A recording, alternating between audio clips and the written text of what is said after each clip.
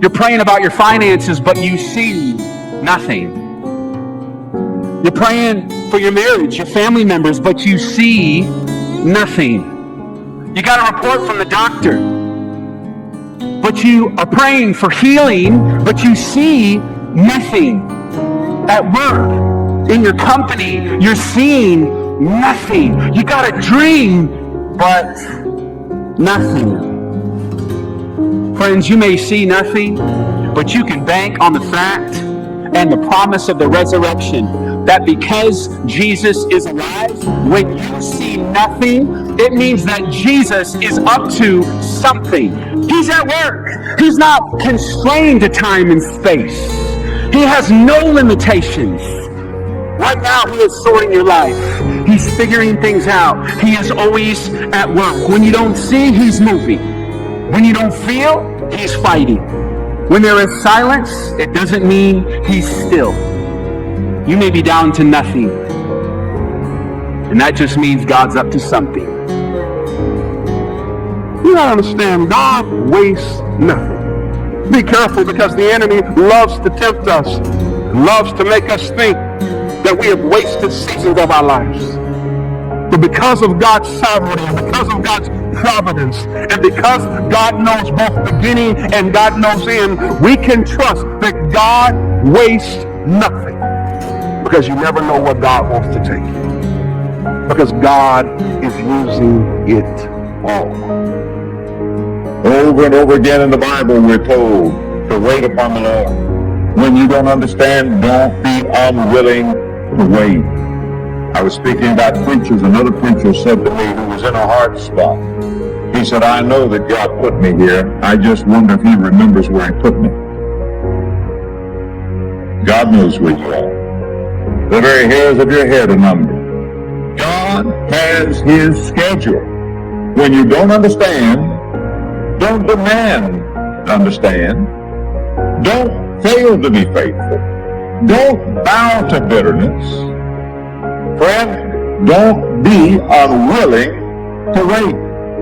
God is never late, but He's never ahead of time. It's like the sun coming up. One thing about the sun coming up is you can't hurry it and you can't stop it. And that's the way God is. God is always on time. No matter what you're going through, He's an on-time God. Number one, I found out He's never early. Flip that coin over, though, I found out He's never late. He's an on-time God. One of the things you and I must always understand is that while you're in the waiting room, God is in His workroom. And that while you are waiting on God to give you clarity, waiting on God to grant the favor, waiting on God to open the door, waiting on God for the opportunity, waiting on God for closure, you've got to understand that while you're still waiting, God is in His workroom, in His sovereignty of His plan, and He is working in your situation. He is working in that situation. He is working all over the world and in all spaces at the same time. God's waiting room is God's working room. And sometimes we got to remind ourselves that He is working. Psalm 131 is one of the shortest psalms. It's 3 verses long. You can read it in a second. Charles Spurgeon called it the shortest to read, but slowest to learn. We bear witness to the light by learning the peace of God and trusting Him in the midst of the dark. And Jesus' preferred teaching metaphors were agricultural. He's constantly pointing out ways that the Creator has written divine lessons into the very soil that we live on. And it is a miserable farmer who plants a seed and then goes out day after day to anxiously look to see if it's working. Did it take? Has the seed broken soil? Will it really make good on its promise to go from this tiny little thing to growing into something that can nourish and satisfy? No, the farmer has to get used to the rhythm that every harvest requires waiting. That between planting and reaping, there are long stretches of cold, dark days when all the real work is happening in underground, invisible to me. Every time a farmer sows a seed, it's an act of radical trust. And every winter between planting and reaping, that farmer must know peace in the midst of darkness. Waiting is where we discover peace or get eaten alive by anxiety and toil.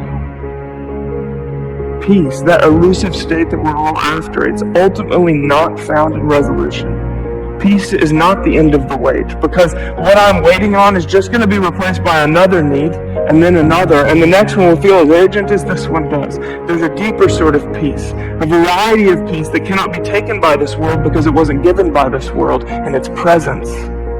Peace is God's presence in the midst of pain. It is not the absence of pain. It's God's presence here with me in the waiting, not the end of the wait. When you're waiting, you're not doing nothing. You're doing the most important something there is. You're allowing your soul to grow up. If you can't be still and wait, you can't become who God created you to be. Job says, I look and I go forward, but he, speaking of God, he is not there, and backward, but I cannot perceive him. When he works on the left hand, I cannot behold him. And when he turns and I turn and go right, I can't see him then. Verse 10, but he knows the way that I take. When he has tested me, I shall come forth as gold. Powerful, powerful words. It's obvious that Job is in a time in his life where he's saying, God, where are you? He's saying, God, where are you? You seem unconcerned, absent, and silent when I need you the most. He had lost his family, his children. He had lost his wealth. He had lost his health. He had lost his friends. He had lost everything good in his life. And now in chapter 23, he's lost his God. He's lost his God. I mean, that's when you really hit the place about as low as you can go, when you can't find, you feel like you're God abandoned. The absence of God is unexplained. He's not there. God, where are you? He said, I just don't see him. I just keep going through it. But I love what he said at the end of it, the conclusion of it all. His conclusion is, I don't know where I am anymore. I don't know what's going on anymore. He said, I don't know where he is, but he knows where I am. For he knows the path that I take. Did you hear that verse?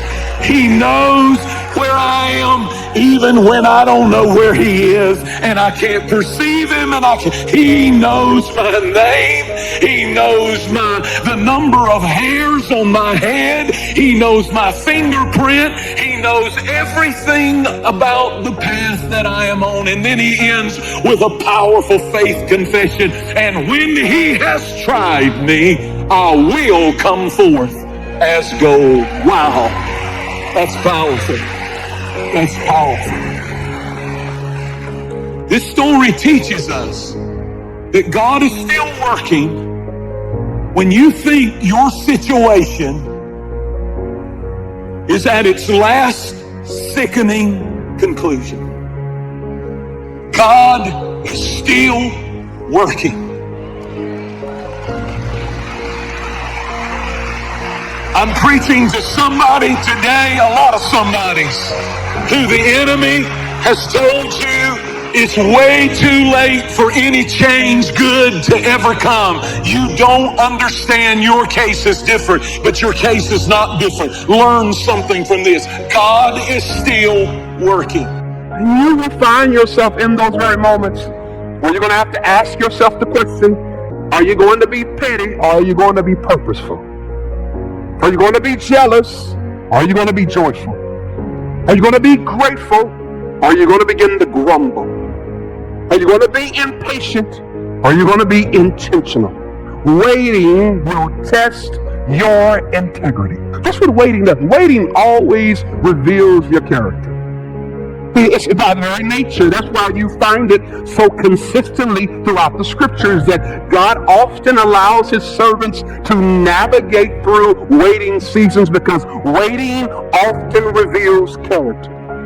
Friends, it is this ideal of waiting and this willingness to wait that is the essential skill of the Christian life. And no matter where we are in our juncture, in our journey of following Christ, waiting is a prerequisite for how we will grow into maturity.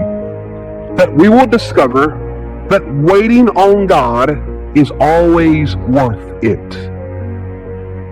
And the reality of this world includes things like delay, pain, loss, disappointment, and unmet expectations. Everything significant that God does in this world and in us, it involves long stretches of waiting. I mean, how do you spend your waiting time is everything. How you spend your waiting season is everything. Waiting time is not wasting time. Waiting time is worshiping time. And in that worship, you can bring wherever you may be in your waiting season.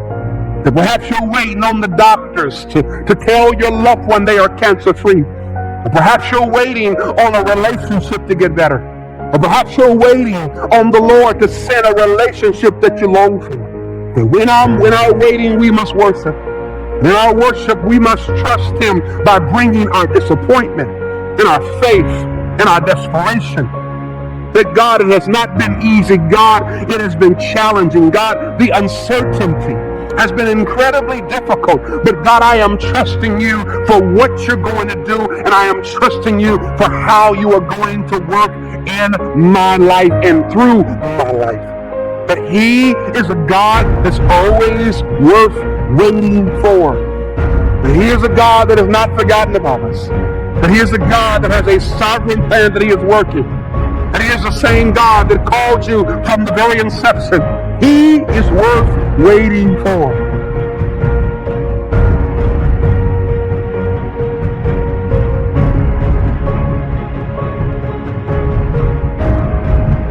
Subscribe to our channel for more inspiring content and tips on living your best life.